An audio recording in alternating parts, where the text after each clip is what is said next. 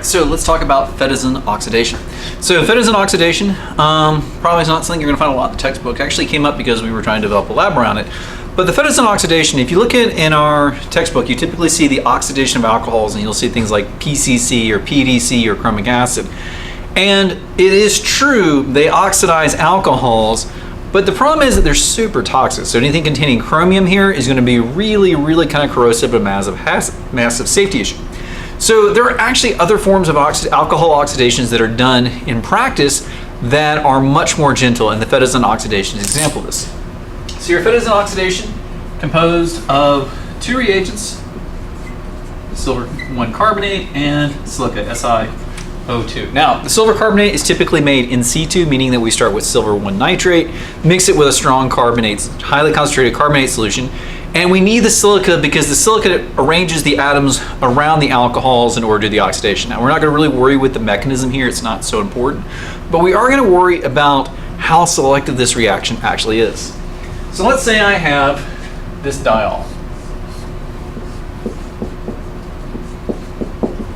And I'm going to start running the Fetizon oxidation. And I'm not going to talk about how much I have yet, but I'm just going to start running it. And I'm going to oxidize my first alcohol group.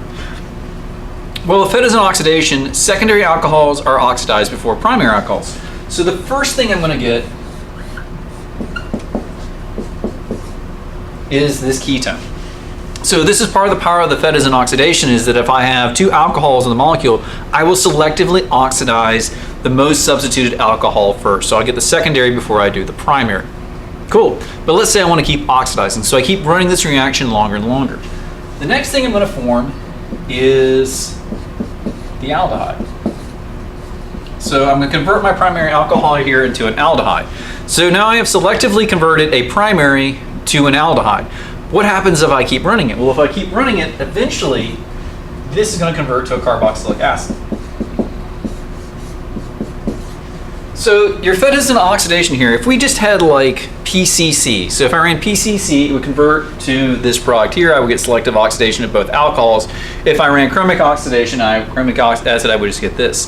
The power of the Fetizon oxidation is that if I just limit the time and concentration of the Fetizon reagent, I'll end up selectively oxidizing secondary alcohols first, and primary alcohols will be converted to an aldehyde intermediate first that I can isolate.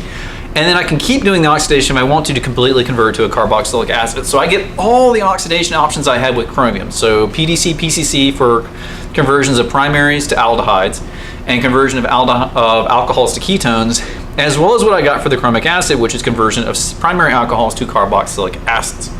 Again, the only thing that's changing here is how long I'm running the reaction.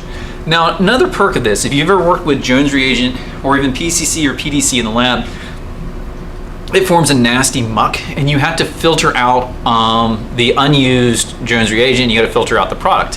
Here, the silver will actually begin to complex to the silicon dioxide, the SiO2. We actually end up getting metallic silver out the end.